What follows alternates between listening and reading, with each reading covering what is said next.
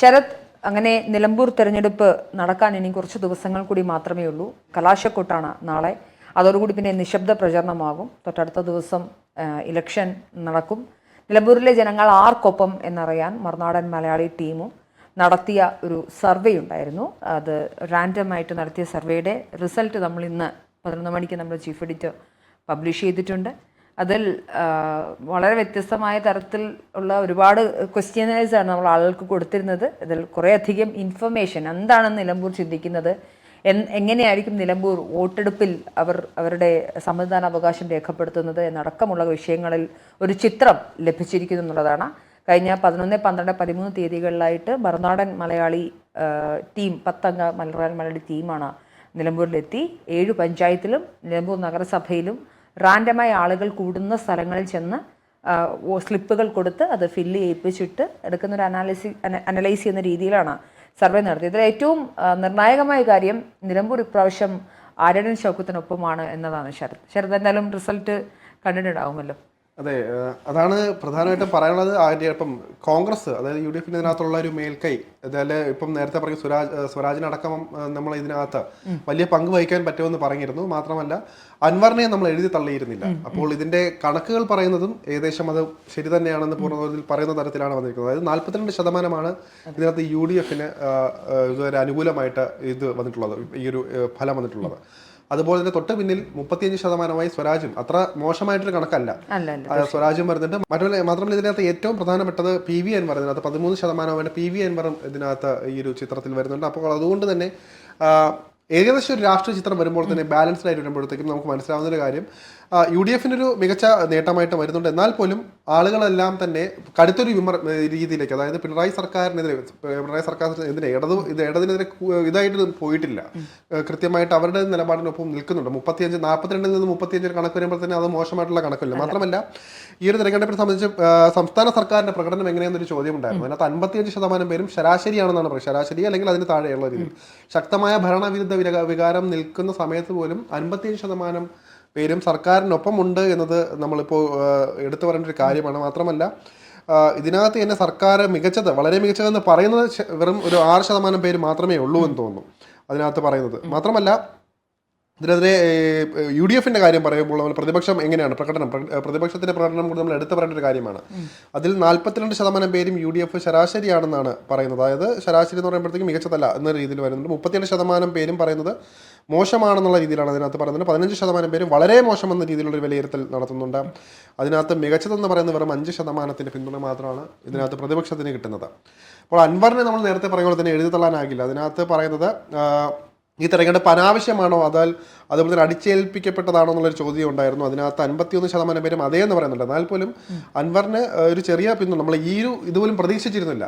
അൻവറിനെ നമ്മൾ പൂർണ്ണമായിട്ടും എഴുതി തള്ളി എന്ന് ആ രീതിയിലായിരുന്നു ഉണ്ടായിരുന്നത്.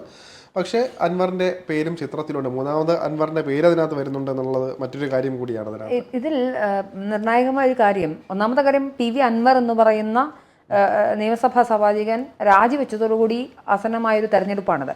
ഇതിന് രാഷ്ട്രീയ കേരളത്തിലുള്ളൊരു പ്രസക്തി എന്നത്, ഈ നമുക്കറിയാം തദ്ദേശ തിരഞ്ഞെടുപ്പ് കുറച്ച് മാസങ്ങൾക്കുള്ളിൽ വരും. ഒരു 8-9 മാസത്തിനപ്പുറം നമ്മളുടെ നിയമസഭാ തെരഞ്ഞെടുപ്പിൻ്റെ ഡിക്ലറേഷൻ വരും. അതായത് നമ്മൾ ഇനി ഒരു ഭരണമാറ്റത്തിലേക്കാണോ അതോ ഭരണ തുടർച്ചയാണെന്ന് അറിയാനുള്ള ഒരു ക്വാർട്ടർ ഫൈനൽ രീതിയിലാണ് ഇതിനെ അവലംബിക്കുന്നത്. അപ്പോൾ തന്നെ ഇതിൽ പ്രധാനപ്പെട്ട കാര്യം ഒന്ന്, സ്വരാജ് നിലമ്പൂരുകാരനാണെന്നാണ്. സ്വരാജ് നിലമ്പൂരുകാരനാണ്. അങ്ങനെ ഒരു സാഹചര്യത്തിൽ പോലും സ്വരാജിനൊരു നമ്മൾ വിചാരിക്കുന്നൊരു ഇക്വേഷൻ പരിശോധിക്കുമ്പോൾ ഒരു ഇക്വാലിറ്റി അല്ലെങ്കിൽ എന്താ പറയുക, തുല്യമായിട്ടുള്ളൊരു ടൈ അവിടെ വരുന്നതായിട്ട് തോന്നില്ല. അപ്പോഴും ഒരു മേൽക്കൈ, അതായത് ഇലക്ഷൻ പ്രചരണത്തിലുടനീളം UDF മുന്നോട്ട് വെച്ചിട്ടുള്ള സ്ട്രാറ്റജി എന്ന് പറയുന്നത് പിണറായിസത്തിനെതിരെയുള്ള സംസാരങ്ങൾ, വികസനമില്ല നിലമ്പൂരിൽ, അതുപോലുള്ള കാര്യങ്ങളാണ് അവർ സംസാരിച്ചു കൊണ്ടേയിരിക്കുന്നത്. ഇങ്ങനെ ഒരു ഘട്ടത്തിൽ തന്നെ തൊട്ടപ്പുറത്ത് അല്ലെങ്കിൽ സ്വരാജിൻ്റെ പാർട്ടിക്കാർ അല്ലെങ്കിൽ LDF മുന്നോട്ട് വയ്ക്കുന്നത്, അവർ പിണറായി വിജയൻ കഴിഞ്ഞ 9 വർഷമായി കേരളം ഭരിക്കുന്നു, വികസന തുടർച്ചയുണ്ട് എന്നൊക്കെ പറയുകയും ചെയ്യുന്നു. പക്ഷേ ഇതിലെ ഈ LDFന്റെ ഒരു ഗതികേട് നോക്കൂ ശരത്, അവരുടെ MLA ആണ് രാജിവെച്ചത്. അതായത് നിലമ്പൂരിൽ മൂന്നാമതായി പ്രബലമായി നിൽക്കുന്ന PV അൻവർ എന്ന് പറയുന്ന സ്വതന്ത്ര സ്ഥാനാർത്ഥിയെ ഇവർക്ക് തള്ളാനും വയ്യ കൊള്ളാനും വയ്യാത്ത അവസ്ഥയിലാണ്. അപ്പോൾ അവരെടുക്കുന്ന സ്ട്രാറ്റജിക് പ്ലേ എന്ന് പറയുന്നത് UDF ജമാഅത്തെ ഇസ്ലാമിയെ പുൽകി എന്നൊരു രീതിയിലുള്ള രാഷ്ട്രീയ കളിയാണ് കളിക്കുന്നത്. അപ്പം ഇങ്ങനെയുള്ളൊരു വല്ലാത്തൊരു പ്രതിസന്ധി, ആർക്കെന്ത് അങ്ങോട്ടും ഇങ്ങോട്ടും എന്ത് പറയണം, എന്ത് പറഞ്ഞാണ് വോട്ട് മേടിക്കുക എന്നുള്ളൊരു പ്രതിസന്ധിക്കിടയിലാണ് ഈ തെരഞ്ഞെടുപ്പ് സർവേ ഫലം വരുന്നത്. പക്ഷെ നമുക്ക് ഈ മറുനാടിൻ്റെ സർവേകളിൽ ഒരു 99% ശരിയായി വരുന്ന സർവേകളാണ് നമുക്കുള്ളത്. പക്ഷെ നിലമ്പൂരിനൊരു പ്രശ്നമുണ്ട് ശരത്. അത് ആര്യാടൻ ഷൗക്കത്തിന് 2 വർഷത്തവണയായിട്ട് ആര്യാടൻ ഷൗക്കത്തിന് തോൽപ്പിച്ച ഒരു മണ്ഡലമാണ്. നിലമ്പൂരിൽ PV അൻവർ ജയിച്ചു കയറി. അതായത് മുൻപ് ആര്യാടൻ മുഹമ്മദ് ആയിരുന്നെങ്കിൽ അതിനൊരു ഭരണ തുടർച്ച ഉണ്ടാവാതെ PV അൻവർ ജയിക്കുന്ന ഒരു മണ്ഡലം, അതായത് അങ്ങോട്ടും ഇങ്ങോട്ടും മാറുന്ന, ബേസിക്കലി അടിസ്ഥാനപരമായി വർഷങ്ങളായി അതൊരു UDF മണ്ഡലമാണെങ്കിലും PV അൻവറിന്റെ വ്യക്തിപരമായ ഒരു പ്രഭാവം കൊണ്ടൊക്കെ തന്നെ കഴിഞ്ഞ 2 ടൈമിലായിട്ട് നിലമ്പൂർ അൻവറിനൊപ്പമാണ്. അപ്പൊ നിലമ്പൂരിലെ ആളുകൾ വോട്ട് ചെയ്യുന്നത് മുന്നണിക്കാണോ വ്യക്തിക്കാണോ എന്നൊരു പ്രധാന പ്രശ്നം കൂടെ നിൽക്കുന്നത്. എടുത്തു പറഞ്ഞൊരു കാര്യം, അൻവറിന്റെ ഒരു തനി നിറം പുറത്തു വരുന്നത് ഈ സമയത്തൂടിയായിരുന്നു. പക്ഷെ എന്നിട്ടും അയാൾക്ക് നല്ല ഉണ്ടെങ്കിൽ പോലും അത് നമുക്ക് ഇവിടെ നമ്മൾ റിസൾട്ട് നോക്കുമ്പോഴത്തേക്കും ജയം പരാജയം ഈ 2 കാര്യങ്ങൾ മാത്രമേ പരിശോധിക്കുകയുള്ളൂ. അങ്ങനെ വരുമ്പോൾ മൂന്നാമത്, അതായത് പ്രബലമായ ഒരാൾ, അതായത് കഴിഞ്ഞ ഇപ്പൊ സിറ്റിംഗ് MLAക്ക് 3ാം സ്ഥാനത്തേക്ക് പോകേണ്ടി വന്നു എന്ന് പറയുന്നത് അതൊരു ചെറിയ കാര്യമല്ല. ആളുകൾ മടുത്തു അല്ലെങ്കിൽ പൂർണ്ണമായിട്ടും വിട്ടു എന്നുള്ള രീതിയിൽ. മാത്രമല്ല ഇപ്പോൾ ഷൗക്കത്തിന്റെ പേര് നമ്മൾ നേരത്തെ പറഞ്ഞതാണ്, തോൽവിയേറ്റ ഒരാൾക്ക് ഇത്രയും ഒരു തോൽവിയേറ്റ ആൾ 1ാം സ്ഥാനത്തെത്തുക, 1ാം സ്ഥാനത്തുള്ള 3ാം സ്ഥാനത്ത് പോവുക എന്നുള്ളത് ചെറിയ കാര്യമില്ല. അതുകൊണ്ട് തന്നെ ഈ ഒരു വിഷയത്തിൽ ആളുകൾ വൈകാരികമായിട്ട് ചിന്തിക്കുന്ന ആളുകൾ കൂടിയാണ് നിലമ്പൂരിലുള്ളത്. മാത്രമല്ല അവരെ സംബന്ധിച്ച് അവരുടെ നിലനിൽപ്പ് കൂടി നോക്കണം, അവരുടെ ജീവിതം അതെല്ലാം നോക്കുന്നുണ്ട്. അപ്പം വന്യജീവി ആക്രമണം ഏറ്റവും കൂടുതൽ ചർച്ച ചെയ്യുന്ന ഒരു ഇലക്ഷൻ കൂടിയാണിത്. മാത്രമല്ല ഇതിനകത്ത് തന്നെ ആളുകളെ കബളിപ്പിക്കാനുള്ള തരത്തിലുള്ള രീതിയിലുള്ള പെട്ടി വിവാദം എല്ലാം വലിയ രീതിയിൽ ആൾക്കാർ ഇൻഫ്ലുവൻസ് ആയിട്ടുണ്ട്. അതൊക്കെ തന്നെ അതുകൊണ്ട് തന്നെ ഈ ഒരു കാര്യങ്ങളെല്ലാം ഉള്ളത് കൊണ്ട് തന്നെ നിലമ്പൂരിലെ ജനങ്ങൾ കൃത്യമായിട്ടൊരു വോട്ടായിരിക്കും നടത്താൻ പോകുന്നതെന്ന് സാരം. അപ്പോൾ ഈ ഒരു രീതിയിലേക്ക് മുന്നോട്ട് പോവുകയാണെങ്കിൽ നമ്മൾ പറയേണ്ട ഒരു കാര്യം, കൃത്യമായിട്ട് പറയുന്ന കാര്യം, നിലമ്പൂരിൽ അൻവറിനൊപ്പം നമ്മൾ ഇതിനകത്ത് പറയുമല്ലോ. ഇപ്പം 3ാം സ്ഥാനത്ത് ഒരു ഇതുവരെ ഉണ്ടാക്കിയൊരു PR ഇമേജ് മാത്രമല്ല, അൻവറിന്റെ നേരത്തെ പറയുന്നത് അൻവറിനെ കൊണ്ട് സ്വാധീനിക്കാൻ പറ്റുന്ന തരത്തിലുള്ള വോട്ടുകൾ അയാൾ ചിലപ്പോൾ നേടിയെടുക്കും. മാത്രമല്ല പണമിറങ്ങി, നമുക്കറിയാം ഒരു പാർട്ടി മാറുമ്പോൾ തന്നെ പണമിറങ്ങിയ ആളുകളെ സ്വാധീനം ചെയ്ത ഒരാൾ കൂടിയാണ്. പരസ്യമായിട്ട് അത് നമ്മൾ കണ്ടിട്ടുള്ളതാണ്, വാർത്താ മാധ്യമങ്ങളിലൂടെ എല്ലാം കണ്ടതുകൂടിയാണ്. അപ്പോൾ അൻവറിന്റെ വോട്ടുകൾ ഇപ്പോൾ നേരത്തെ പറയുന്ന പോലെ ഇത്തരത്തിൽ അവിശുദ്ധമായ വോട്ടുകൾ കിട്ടുമെന്നാണ് ഞാൻ പറഞ്ഞത്. കാരണം സത്യമായിട്ട് ഇപ്പം നേർക്ക് നേരെ ചിന്തിക്കുന്ന അൻവറിന്റെ കുടുംബം അല്ലാതെ എനിക്ക് തോന്നുന്നില്ല അൻവറിന് വേണ്ടി വോട്ട് ചെയ്യണമെന്ന് കരുതിക്കൂട്ടി പോയി ചെയ്യുന്ന ആരും ഉണ്ടെന്ന് വിശ്വസിക്കുന്നില്ല.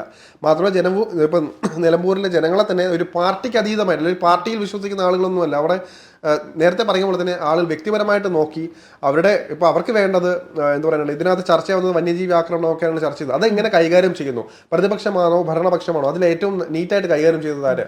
ഇപ്പോൾ നമുക്ക് മനസ്സിലാൻ പറ്റിയ പന്നിക്കണിയുടെ വിഷയം വരെ ഇതിനകത്ത് ചർച്ചയാകുന്നുണ്ട്. അപ്പോൾ ഈ ഒരു പ്രധാനമായും നമ്മൾ എടുത്തു പറയേണ്ടത് ഈ തദ്ദേശ സ്ഥാപനങ്ങൾ, അതായത് പ്രധാനമായിട്ടും അവിടെ 7 പഞ്ചായത്തുകളാണുള്ളത്. അതിൽ 5 പഞ്ചായത്തുകൾ UDFന് അനുകൂലമാണെന്നുള്ളതാണ്. അമരമ്പലം, പോത്തുകല്ല് എന്നീ 2 പഞ്ചായത്തുകൾ മാത്രമാണ് സ്വരാജിന് അനുകൂലിച്ചിട്ടുള്ളത്. അപ്പം അവിടെ ഒരു നിശ്ചയം, ആർക്കാണ് വോട്ട് ചെയ്യാൻ പോകുന്നത് എന്നൊരു അഭിപ്രായ രൂപീകരണം എന്തായാലും അവിടെ നടന്നിട്ടുണ്ട് കഴിഞ്ഞ കുറച്ച് ദിവസങ്ങളായി.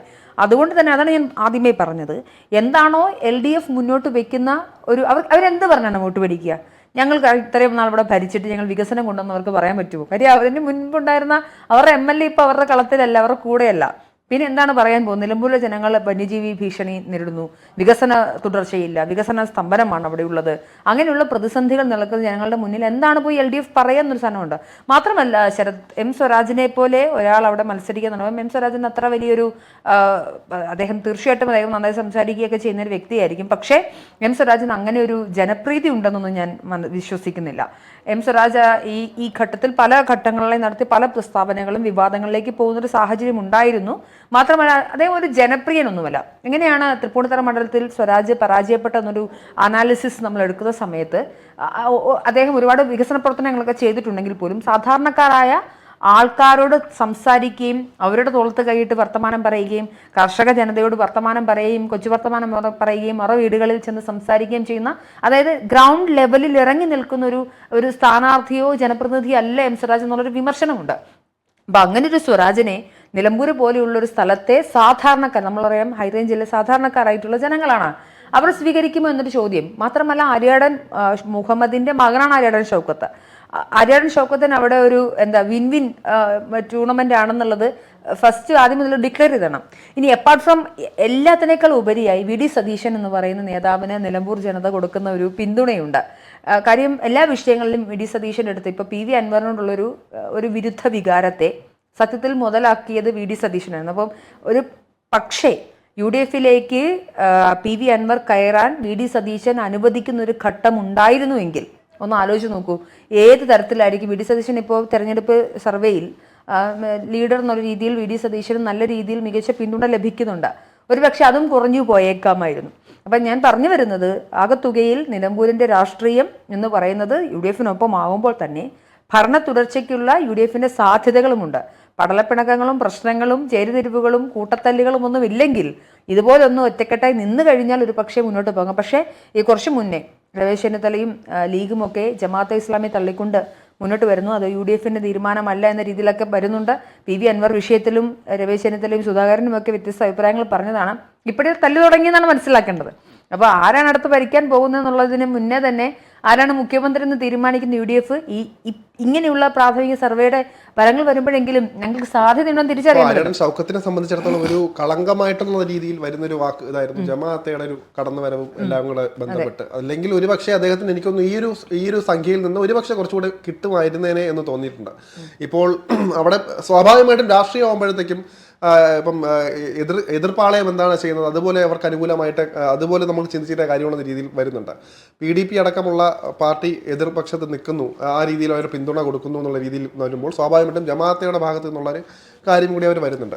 അപ്പോൾ അതുകൊണ്ട് തന്നെ ആ രീതിയിലേക്ക് ചിന്തിക്കുമ്പോൾ ആര്യാടൻ മുഹമ്മദ് നമുക്കറിയാം ജമാഅത്തക്കെതിരെ നിശീത വിമർശനം ഉന്നയിച്ചുകൊണ്ടിരുന്ന ആളാണ് കൂടിയാണ്.